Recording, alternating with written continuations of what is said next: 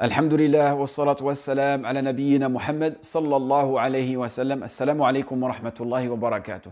Comme il a été mentionné dans le titre de la vidéo, une femme qui a pour habitude de faire ses prières obligatoires et aussi surrogatoires, qui a pour habitude de jeûner le jeûne obligatoire et le jeûne surrogatoire et de pratiquer l'aumône obligatoire qui est zakat et aussi surrogatoire, c'est-à-dire elle donne de son argent à ses voisins, elle donne de l'argent à ses proches, mais malgré ça, cette personne-là, le prophète sallallahu alayhi wa sallam nous dit qu'elle est en enfer.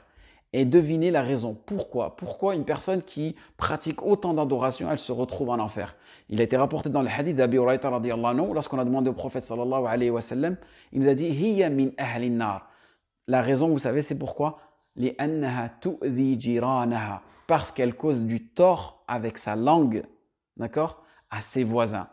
Et là, on voit l'importance que le musulman, avoir une bonne relation, on va dire une relation verticale, c'est-à-dire en tant que créature vers le Créateur, c'est important, mais ce n'est pas suffisant. Parce que ce qui nous laisse penser, c'est que voilà, cette personne, avec toutes les adorations qu'elle a, elle va se retrouver au paradis. Non. Parce que le musulman doit avoir aussi une bonne relation, on va dire, horizontale envers les créatures. Malgré toutes les adorations qu'elle pratique, cette personne-là, eh bien, elle se retrouve en enfer, tout simplement parce qu'avec sa langue, elle cause du tort. Ensuite, dans le même hadith, on nous donne l'exemple d'une femme qui, elle, par contre, cette femme-là, elle ne fait que la prière obligatoire, elle ne fait que le jeûne obligatoire, et elle pratique l'aumône, mais vraiment elle fait des petites actions de donation, vraiment des tout petites sadaqats, vous voyez. Par contre, elle ne cause pas du tort avec sa langue à ses voisins. Et elle, le prophète sallallahu alayhi wa sallam, qu'est-ce qu'il nous dit? Elle, hiya min ahli al-jannah.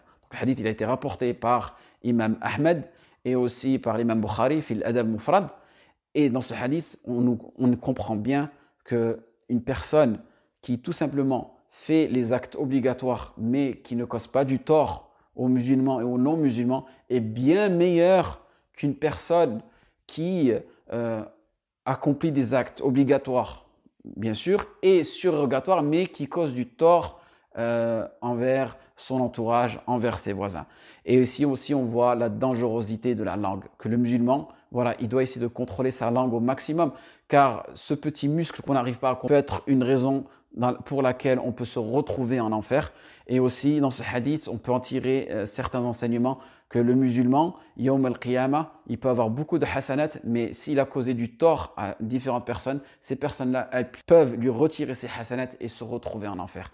Par contre, se retrouver en enfer d'une manière temporaire, car le musulman, sa destination finale, tout simplement, et le paradis, en espérant que ce rappel soit bénéfique pour vous et moi. Waffaqallahu jami'u lima yuhibbu wa yarda. Wassalamu alaikum wa rahmatullahi wa barakatuh.